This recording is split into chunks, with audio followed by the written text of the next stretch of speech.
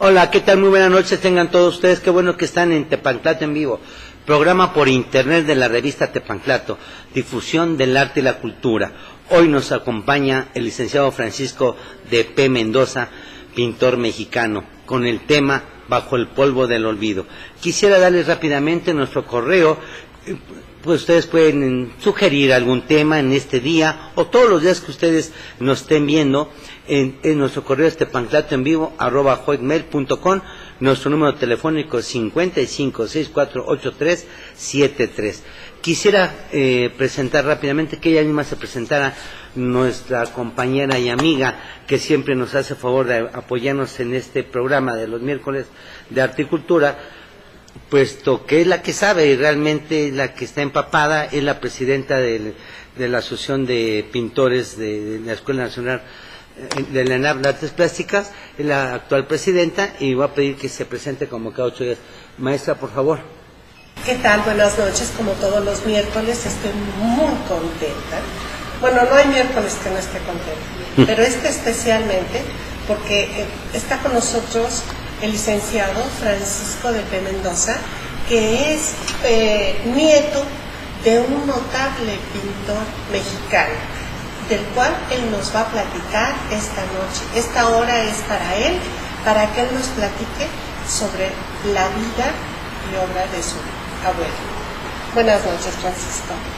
Buenas noches a todos ustedes, y antes que nada quiero agradecerles la oportunidad de estar aquí con ustedes y presentarme en el programa de Tepanclato en difusión cultural que tienen. Felicidades por todo esto. No, adelante, por favor. Me da mucho gusto estar aquí porque, bueno, se acaba de mencionar que el tema es Bajo el polvo del olvido. Quiero empezar por comentar este título.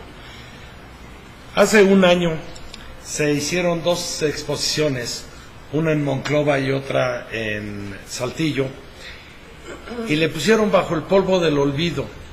En un principio yo estaba renuente a aceptar ese nombre, pero después me pareció tan bueno que lo sigo utilizando.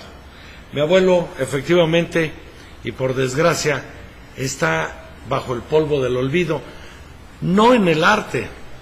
Hay publicaciones actuales que sacan cuadros y mencionan a mi abuelo como parte importante de la pintura mexicana, pero sí está en el olvido para la gente que, como nosotros, pues no estamos, nosotros que no estamos dedicados al arte, y que, bueno, en el caso de la maestra Reina Zapata, pues ella lo conoce porque a eso se dedica, al arte.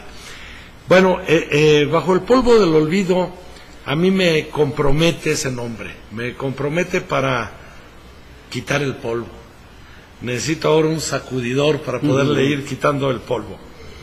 Y pues ya que se trata de mi abuelo y no de mí, dejo de hablar de estas cuestiones actuales y me voy al pasado. Francisco de P. Mendoza Escobedo era el nombre completo de mi abuelo, el pintor saltillense que nació en 1867 y murió en 1937 aquí en la Ciudad de México. Desde temprana edad, desde muy pequeño, él empezó a mostrar y a despertar en sí el ánimo del colorido, de la pintura y del arte. Su padre era artesano y entonces en muchas ocasiones él llegó de pequeño al lugar donde trabajaba su padre y empezó a tener pintura en las manos y a pintar muebles o juguetes que hacía su padre como artesano. Esto le despertó el deseo de pintar algo, y a los 11 años él daba clases de pintura. A los 11 años en la ciudad de Saltillo él ya daba clases a unas muchachas de la más alta sociedad, dice la Secretaría de Instrucción Pública y Bellas Artes en una publicación que hizo hace muchos años, y lo menciona aquí. En un momento hablaremos ya de eso. A los 18 años ganó el primer lugar de pintura en su estado natal, Coahuila.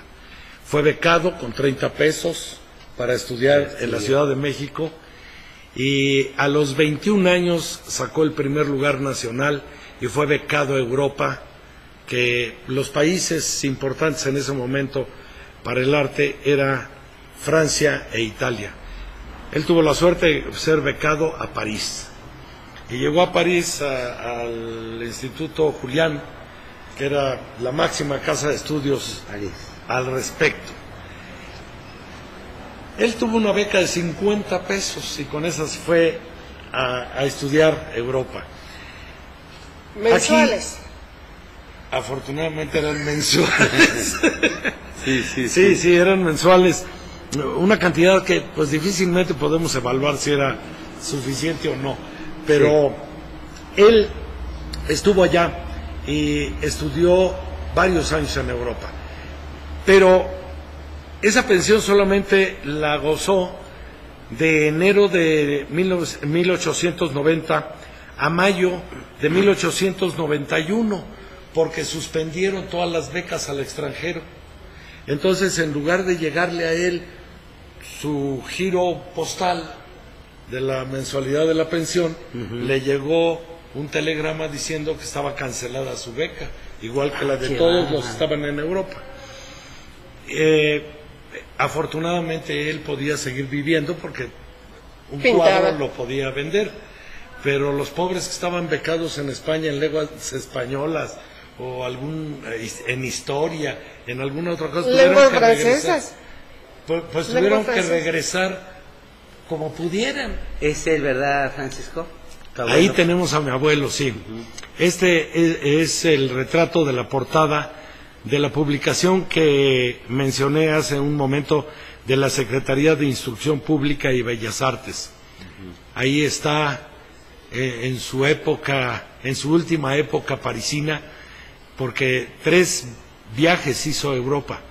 El primero fue en esta beca, cuando regresó a México, estuvo un tiempo vivió en Monterrey, vivió en Torreón, vivió en Saltillo, vivió en la Ciudad de México, vivió en Guadalajara, vivió en Veracruz, en fin, en varios lugares de la República estuvo viviendo.